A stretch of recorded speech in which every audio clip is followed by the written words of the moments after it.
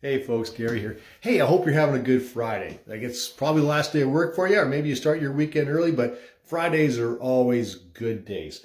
Hey, we've been looking at the life of Moses, and today we're looking at Exodus chapter 4, verse 21, and I think 21, 22, 23. Let's just read it here. Let's see what it says.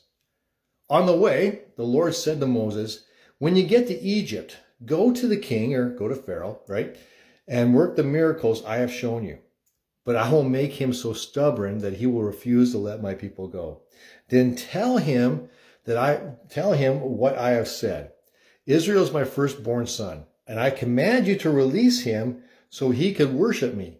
But you refused, and now I will kill your firstborn son. So God's giving Moses the conclusion. So a whole lot of things are going to happen between Moses getting there and before Moses actually says those words. Because if we read through the story, we read that Moses actually asked for things before then, and then other plagues happen long before this plague happens. This is the ending of that plague. And so God's given Moses the conclusion is what I'm getting at. Sometimes God will do that. He will give us a vision. He will inspire you. He will do all sorts of things. And so you see kind of the end of what God's talking about. But there's a whole lot of travel that takes place in between the beginning and the end. And so don't get discouraged by that. And we actually see that in chapter 5 and looking at chapter 5, verse 19. So Moses has gone to Pharaoh. Him and Aaron have gone there. They have told him, hey, let our people go. Let's go out to worship our Lord. And Pharaoh smells something. He's like, wait a second. No, I don't think so. And so what he does is he makes life even harder on the Israelites because of this, because of the request that Moses and Aaron have brought to him. And so how do the Israelites respond? Well, let's take a look at verse 19 of chapter 5. Then the men knew they were in deep trouble when they were ordered to make the same number of bricks each day. And they left the king, or left Pharaoh, and they went to see Moses and Aaron, who had been waiting for them.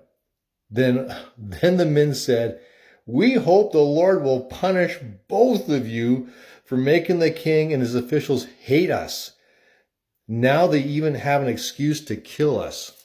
So all the people that Moses was sent to bring relief to, they are mad at Moses and Aaron because their lives have actually gotten worse. That happens. And what I mean by that is God will call you to do something, and the initial stages might not be really what you thought they were going to be. We always look at the conclusion, but sometimes there's a lot of ground between here and there. Don't lose heart over that. Right? Enjoy the journey with God and trust that he has a plan that's going to work out in the end, because it does work out in the end. They just can't see it at that moment. And so they're only looking at the specific things happening that day and not looking towards what God has for them in the future. So that's a word for you today. It's the word for you today. Don't let temporary setbacks mess up what you want to do in the future or what you think God's called you to do in the future. Trust he's got a plan.